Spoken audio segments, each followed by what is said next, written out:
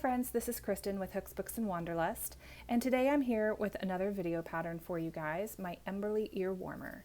This design has generously been sponsored by We Crochet, and I will be using their Wool of the Andes yarn in two different colors here to make this pattern today. Just a little bit about this yarn before we jump into the pattern. They come in so many different shades and colors of some of the most beautiful muted earthy tones, and I had the hardest time picking my colors for this. That might be the hardest part of this whole project, is just picking your colors. But the great thing about this is that this is 100% wool, and even if you don't want to use a worsted weight, let's say you want something maybe a lighter weight, they have, even for other projects, they have this Wool of the Andes is also available in sport weight, bulky weight, roving, bare if you want to dye it yourself. So many options and possibilities. They have these beautiful tweeds, which I've got here. You can kind of see the little flecks in this one. They're just all so beautiful. So I definitely encourage you to go check them out. I will post a link in my description below to the Wool of the Andes that I'm using for this particular pattern. And just a heads up, that is an affiliate link. So if you make a purchase from that link, then I will make a small commission at no additional cost to you. So thank you so much for supporting my channel. All right, so with that, let's go ahead and get into the pattern. Okay, so let's talk about what you need to make this pattern. The first thing you're going to need is a size I or 5.5mm crochet hook. You will need a blunt tip large eye tapestry needle, a pair of scissors, and of course, yarn. So I've got my yarn here in two different colors because this particular pattern is made with a contrasting and a main color. I've got here Oyster Heather and Burdock Heather. I'm going to be using Oyster for my main color and then Burdock for my contrasting color. But the one cool thing I want to show you about this pattern really quickly is that when you finish your ear warmer with those colors, then you will be able to actually get a second out of the inverse. So when I made my original sample here, I've got, this is my main color here, color A, as I call it in the pattern, is called Mink Heather. That's this kind of lighter taupey kind of color. And then the darker contrasting color is called Bramble Heather. The way this works, obviously I'm going to use more of A than I do of B, but it's almost a perfect complement so that I can switch my colors around and get a second ear warmer out of it, just using my Bramble for my main color and then the Mink for my contrasting color. So I get two different ear warmers out of this. So I feel like that is, you know, making the most out of it. So I'm going to try and do the same thing here with my two colors for today. I'm going to be using the Oyster Heather for my main color and Burdock Heather for my contrasting color, or color A and color B. And then hopefully when I'm done, I should have exactly what I need left over that I can switch them and make a second ear warmer. So for today, for this particular one, you're going to need in color A roughly 65 yards or 60 meters. And of color B, you will need 40 yards or roughly 36.5 meters. Again, you are going to need a size I or 5.5mm crochet hook. And we will start by using some slightly advanced stitches. I have this pattern level set for advanced beginner because it does use a lot of basic stitches, but it builds on them somewhat. The first thing I'm going to teach you how to do in this, and I'm not going to go into real depth with it, is the foundation single crochet. I use that as opposed to a foundation chain just because I like that it has a more polished and professional look, and it's got a little bit more stretch and give to it than a traditional foundation chain. So I will show you how to do that briefly here, but if you want a more in-depth tutorial, I will show you how to, or I will link that for you below. I do have a video tutorial for that as well. So I'll link that below for you if you want to see it in more detail, but here we go. So the first thing I'm going to do is I'm going to start with a slip knot. And so for a foundation single crochet, you're going to chain 2. And you're going to work into the, I always work into my chains into the back bump. So if you're looking at your chain, you've got your top V of your chain and then you flip it towards you and you can see that back bump. I'm going to work into that back bump and I'm going to pull up a loop and chain 1.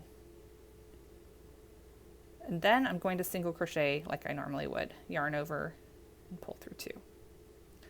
So I am going to do that again. Let's go in underneath the, so now actually pause for a second. After that first foundation single crochet is done, you'll notice that I've got the bottom chain, that chain stitch that I made now gives me a nice little bottom V on the bottom edge of my work. That's going to match the top V on the top edge of my work. That's that more professional look that I'm talking about. So I'm going to go under the 2 loops here of that bottom V, and I'm going to pull up another loop and chain 1, yarn over, pull through 2. So insert under those 2 top, the bottom V there, pull up a loop, chain 1, yarn over, pull through 2. And I'm going to keep doing this. I'm making the teen or the adult small size. So I'm going to be using a total of 71 foundation single crochet stitches. If you prefer a foundation chain instead, chain 72 and then single crochet into the second chain from your hook into the back bump and then into every stitch all the way across, and then you'll have your first row of single crochet. So I'm going to finish my 71 foundation single crochet stitches and I will be right back. Okay, so I'm done with my 71 foundation single crochet stitches, but the odd number is the important thing here. If you're going to change for size or tension, you need to make sure that you have an odd number of beginning foundation stitches. So if you did 71 and you're making the adult small size, you want to measure your row and make sure that it equals 21 inches. Or that is 53.5 centimeters.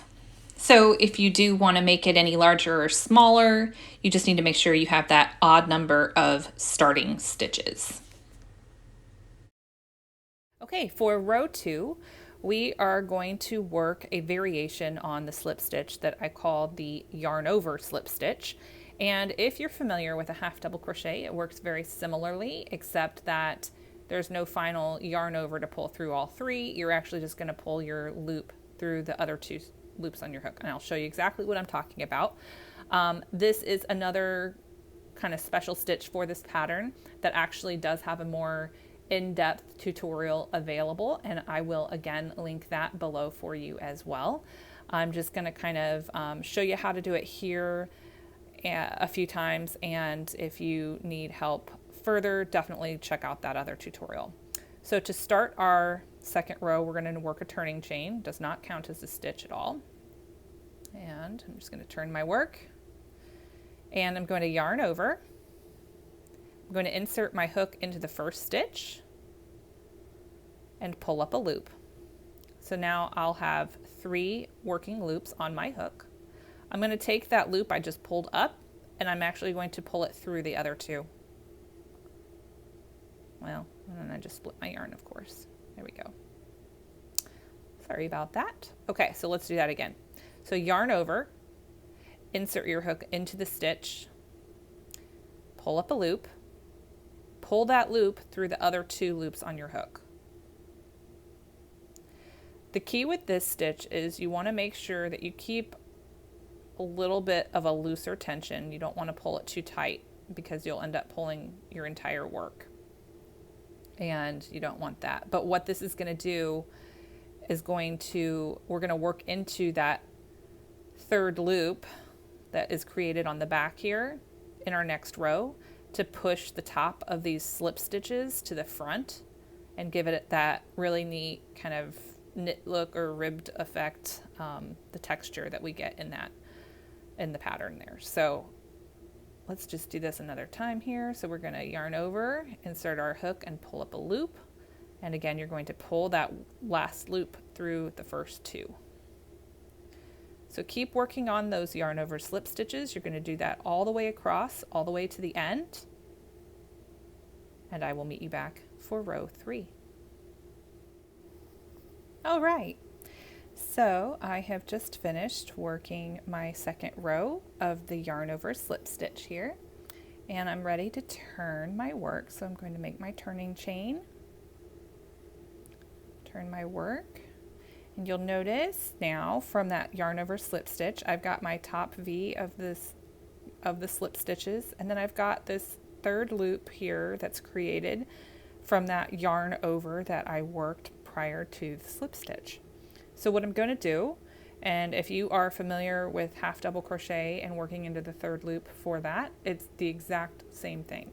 So I am going to work single crochets into this third loop all the way across. So I'm going to get underneath that third loop, pull up a loop, pull through 2, single crochet. And I'm just going to continue doing that all the way across until I reach the end. So I'm going to keep doing that. You do the same thing, and we'll meet back for row 4. Okay, so I have finished working my single crochets into that third loop. I cut my yarn because I'm about ready to change colors, and I've just still got my working loop on here. But I'm going to show you, when you flip over your work, you can see this beautiful ridge that happens as a result of working into that third loop. I just love that texture. But now we are ready to switch colors to our contrasting color. So I'm going to put my hook back in my working loop and grab my contrasting color. And I am just going to make a little loop on my hook here out of this new yarn, and I'm just going to pull it through my working loop of the old yarn. And I'm just going to tighten that. I'll weave that in later. Actually, I'm going to weave it in while I work my next row, at least partially, because I always like to go back and forth with my weave ins. So I'm going to make my turning chain with my new yarn. And just to get us started on this contrasting color, we're going to work a row of single crochet. So just simple single crochet into each stitch. And you'll notice that I'm working over my yarn tails here because I want to weave those in a little bit as I go. It makes a little less work on the back end. I left that too loose there. Here we go. But I'm only going to work them partially this way because I always, when I weave in my ends, I always like to, especially on something I'm going to wear and might potentially wash, I like to weave them in multiple directions, back and forth in my work. So I'm going one direction with the tail right now, and then I'll leave off and go the other direction. So I am going to stop working over my tails at that point, because that way I'll weave them back the other direction later. So I'm just going to single crochet in each stitch all the way across, and I have to say I'm already loving how this bramble is working up on top of this oyster color. It's just so pretty. So many pretty colors. That's the hardest part of the whole project, is picking your colors. I swear, it always is. Okay, so I'm going to keep doing this. You keep doing the same thing, and we'll meet back at the end of the row. All right, I have finished row 4, And now I am ready to begin working all that beautiful texture, bumpy texture that happens in this contrasting panel. And I'm not sure if there's an actual name for this stitch pattern, but it's actually pretty basic. It's worked over two stitches. You're going to work 2 different stitches in succession to get that texture. So we're going to start each of these rows with our turning chain and a single crochet in the first stitch. And then from here, we're going to repeat the next 2 stitches all the way across. The next stitch is going to be a treble crochet. And so you'll yarn over twice, insert your hook into the stitch, pull up a loop, yarn over, pull through 2, yarn over, pull through 2, and yarn over and pull through the last 2 loops. So we are going to force this tall stitch to kind of bend over, and that's going to create that texture. So our next stitch is going to be another single crochet. So that's it. We're just going to repeat a treble with a single all the way across our row until we reach the end, and that should leave you ending with a single crochet in the last stitch. And what you're going to notice, let me do another set here and I'll show you guys, is that as you work those combo stitches, or these pairs of stitches, you get this lovely bumpy texture that pushes to the opposite side from what you're working. So it pushes to the back, which in our case is the front. So I'm going to keep doing this. You keep doing it too. And we'll meet back at the end of this row and we'll take a look at our work. Okay, so I am finishing this row here, and I wanted to show you guys another way I like to work in my tails as I'm working my rows. So if you remember from our previous row, I worked over the 2 yarn tails from my color change, and for the last part of this row, I am actually going to pull my contrasting yarn, since it matches the section that I'm working on, up, and I'm going to go back over it going the opposite direction here. And weaving your things in multiple directions is what really helps secure them. So I just wanted to show you guys how I was going to do that. So I'm just working back my tail back the other direction from what it started originally. And I might have to tug a little bit gently. And I'll just finish my row. And pull out some more yarn here. Finish my row, and then we can take a look at the front side with all that finished texture.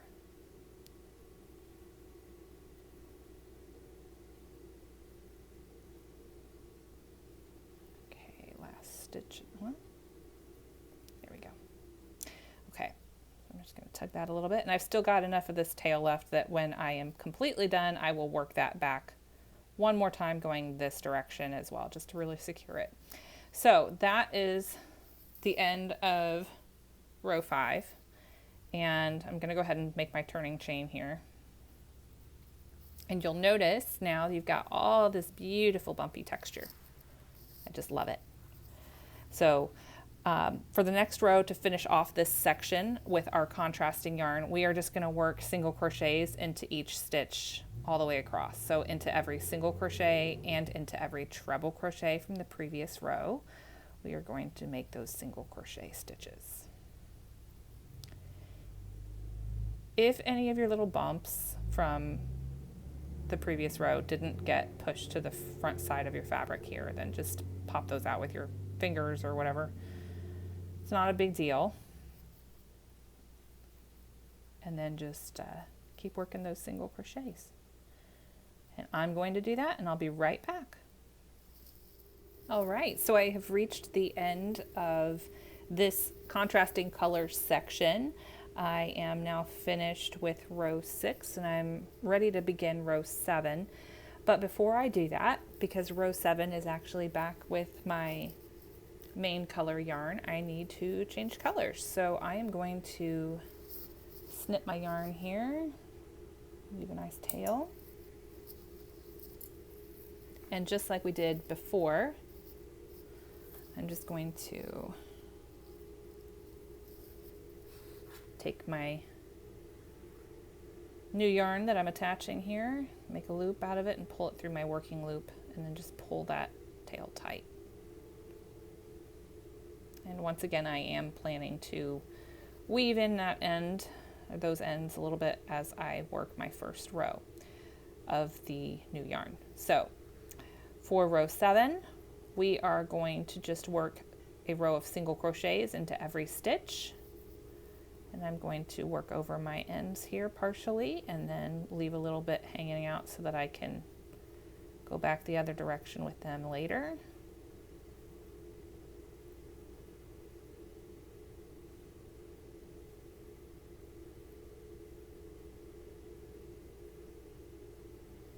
Kind of pull those a little tighter so that I can get rid of some of that bulk.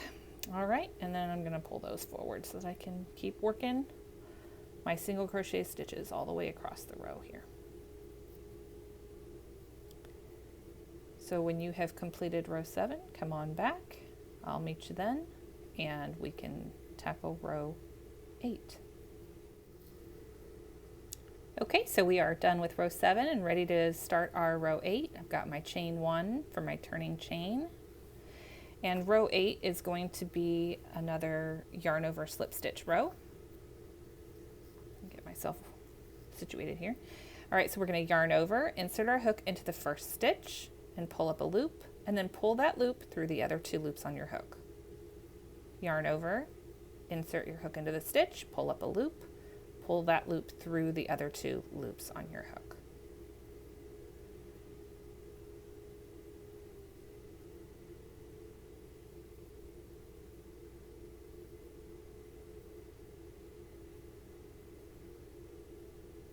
Remember, the trick with this type of row is to try and keep your tension just a little bit looser so that you can get that working loop that you pull up through the other 2 working loops on your hook.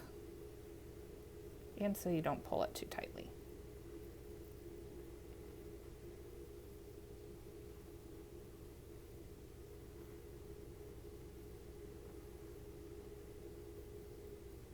Oops. Did a half double crochet there by accident. So make sure you don't do that. All right, I am going to finish this row and we'll be right back. All right, so I have finished this row, and just like before, I did work back over the matching yarn tail from my color change beforehand. And now I am getting ready to work my row of single crochet in the 3rd loop. Oh, I just noticed where I split my yarn here, so let me fix that really quickly. Since that gets pushed forward, I definitely want that to look nice. The other thing I was going to mention is when you work a slip stitch trying to weave in your ends, normally that wouldn't work because the slip stitches don't have that extra loop to hold things in place, but because you do have the extra loop this time with that yarn over, it actually does hold everything right where it needs to be. So I've got my chain 1 for my turning chain, and I'm going to work a row of single crochet into that 3rd loop.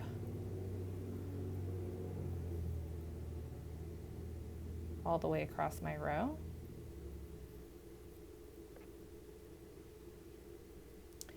And we are actually going to do a second set of these 2 rows for this middle section here of our main color.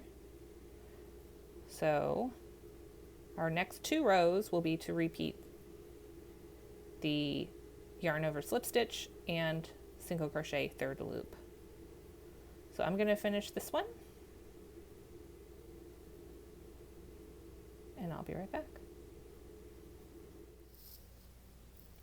All right, that completes row 9.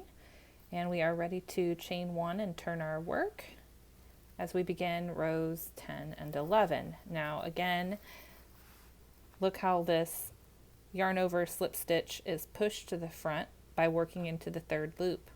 So we're going to do one more pair of rows just like that.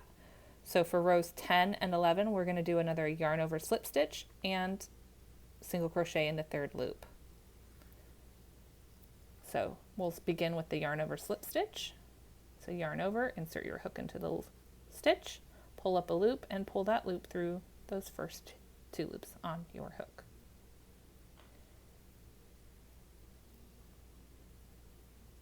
Keep doing that all the way across. And then work row 11, single crochet into the 3rd loop. And I will be right back after I have finished both rows. Okay, so I am finishing up row 11 here with my single crochet in the 3rd loop. And I am now ready to switch colors and go back to my contrasting yarn. So I am going to cut my yarn here.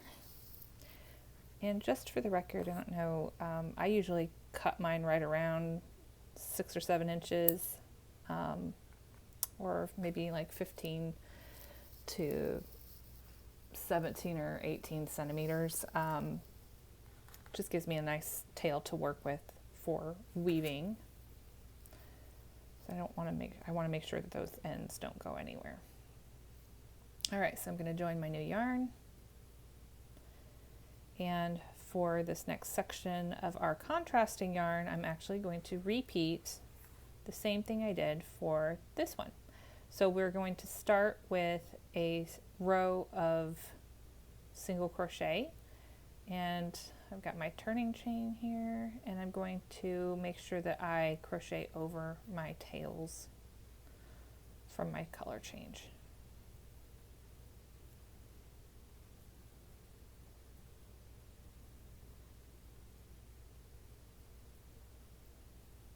Give those a tug just to make sure there's no bulk. Okay, and I'm going to kind of put those to the side so I can weave them the other direction later. And I'm just going to keep going with my single crochet for this row, and then I will be back with row 13 for that textured row in just a minute. All right, so I have finished row 12. 12. That was row 12. I am ready to begin row 13 here. So I'm going to chain 1 and turn. And this is going to start that really bumpy textured row. So we are always going to start with a single crochet. And then after that, we will alternate a treble with a single crochet all the way across. And as you work those trebles and single crochets, you'll notice that those treble crochets kind of get folded out and they push themselves kind of backwards from the direction you're working here, since I'm technically working on the back side, pushes it to my front side of my fabric. So we're just going to keep doing that all the way across.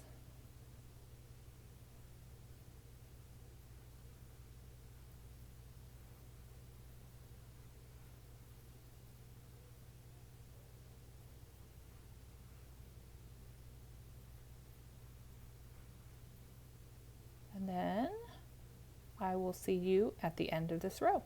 All right, so that is the end of row 13.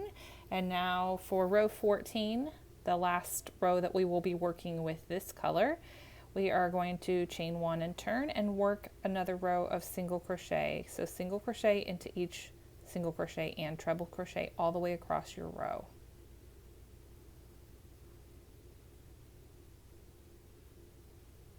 You keep up with that. I'll do the same, and we'll meet back for the color change. Ooh, I just love seeing how this is coming along. So we have just finished row 14, and that is the last row that we will be using of this contrasting color. So I'm going to go ahead and snip my yarn here, set that aside, and grab my main color back. I pulled out too much the last time here. All right, so I'm going to go ahead and make my color change. So I've got my loop of my new yarn. I'm going to pull it through my working loop of the old yarn and pull that tail tight. And then pull my yarn tail out a little longer for the new yarn there. All right, so I'm going to chain one for my turning chain. And then work over my tails, and this is going to be a row of single crochet. Well, if I can see what I'm doing here. There we are.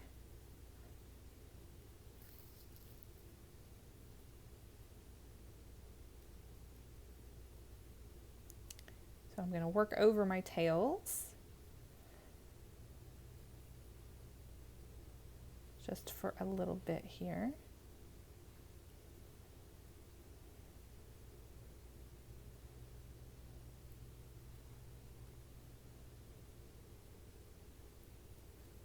Okay, I'm going to pull those tight.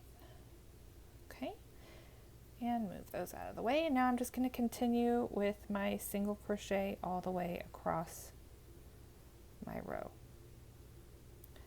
So go do that, and then after that we're going to do another row of yarn over slip stitch. So I will meet you back when we are ready to begin that row.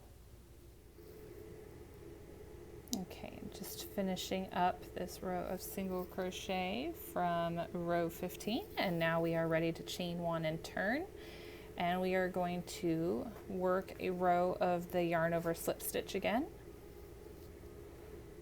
So yarn over, insert your hook into the first stitch, pull up a loop and pull that through the last two loops on your hook.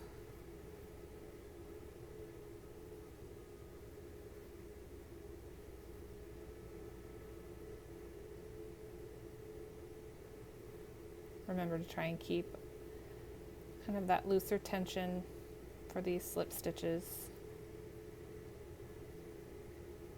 Makes it a little easier to get in and out with that yarn over.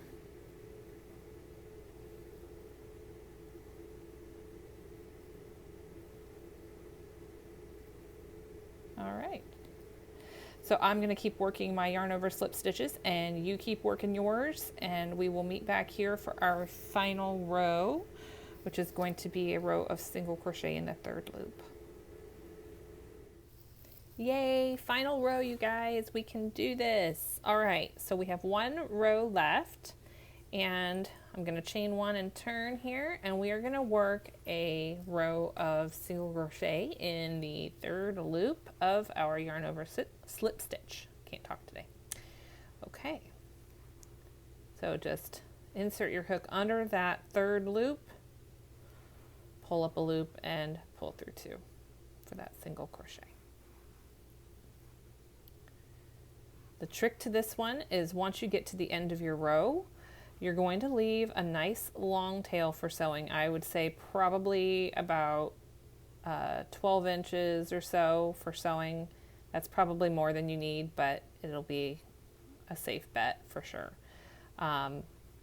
You want to make sure that you leave it nice and long. That way we can not just weave in the ends, but also because we're going to sew our ends together, the side edges or the short edges of our rectangle here together to make that twist that you see. So we need to make sure we have enough of a tail to be able to sew it. So go ahead and finish your single crochet in the third loop all the way across. Leave that long tail for sewing, and I will see you back in just a few minutes. Okay, that's it for all of the crocheting for this pattern. So 17 rows gets you this beautifully textured pattern that has these ridges and bumps. And the one thing I will say is that if you want it to be a little higher or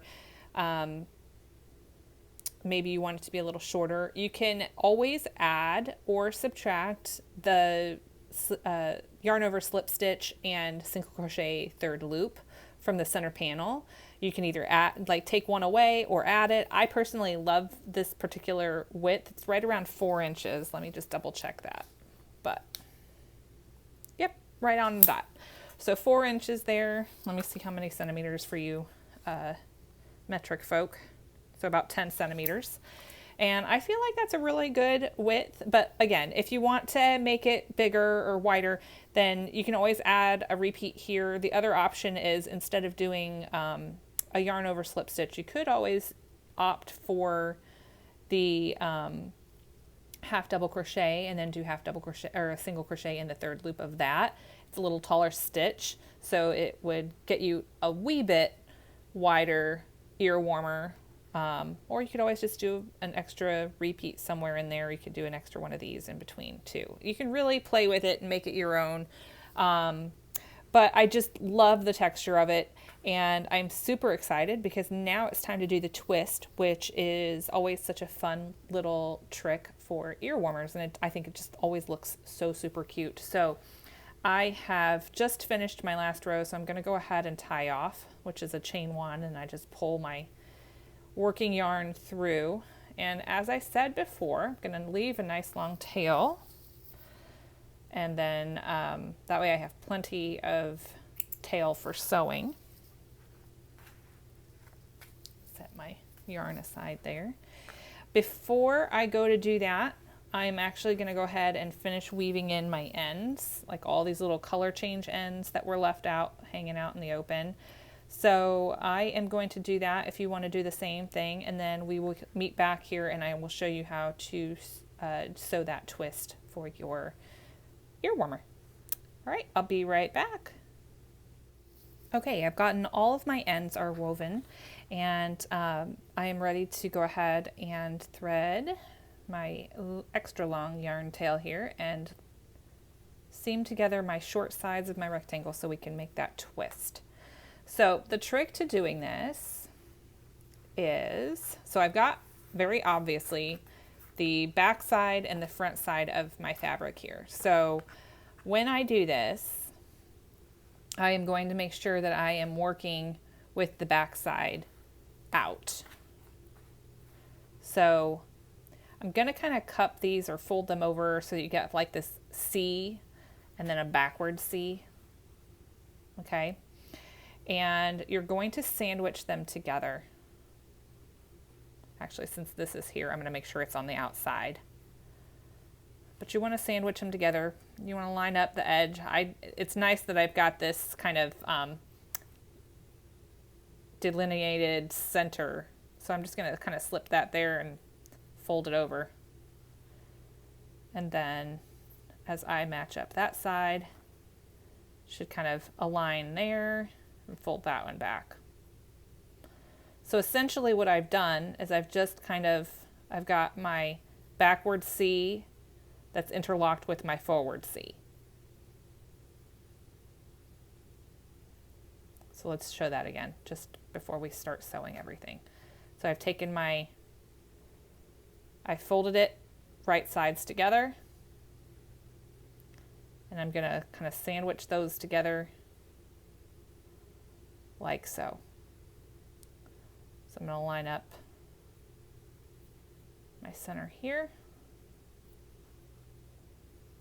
fold that over, and I am ready to sew. So I've got my needle here. I'm just going to kind of go in through the first layer, through the second layer here. The trick to this is making sure that you get all of the layers when you sew. So you want to make sure you're going through all 4 layers. 1, 2, 3, 4. All right. Pull that through, and I just do a little back and forth. You can whip stitch, you can do whatever you want to do. As long as you are going through all 4 layers, you're good to go.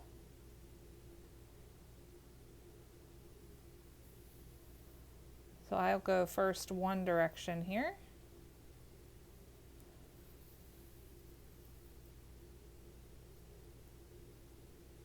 And I'm not worrying about where I'm placing my needle so much. Like, I'm not trying to get under the loops of a certain stitch or in a certain place of the stitch. I am just getting it in there. So now as I come to this edge, I want to make sure that I am grabbing all my layers.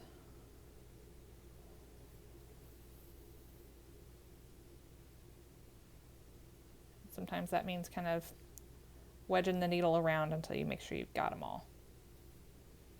Okay, so now I've finished going one direction, and I just like to make sure it's extra secure, so I'm gonna head back and go back this way. And again, making sure that I am grabbing all of those layers. There we go.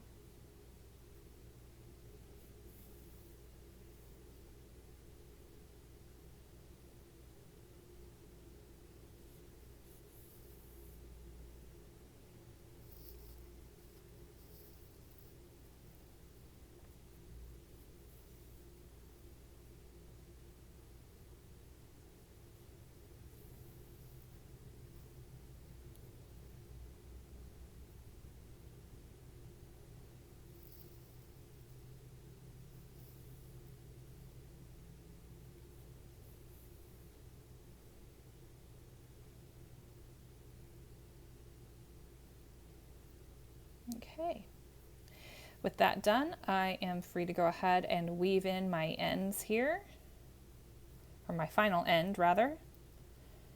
And I'm going to actually see if I can, yeah, I'm just going to weave it under here. So I'm actually just going to go right under. This is this little diagonal bar here is actually from it's our yarn over from our slip stitches. I'm just going to go right underneath those. You can go under as many loops as you want. But just like all my other ends, I am going to make sure that I go first one direction and then go another pass backwards.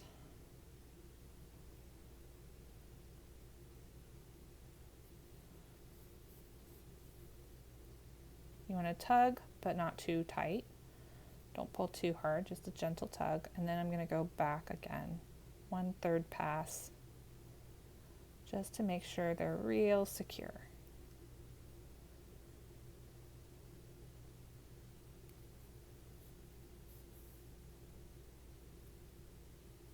Okay. And when that's done,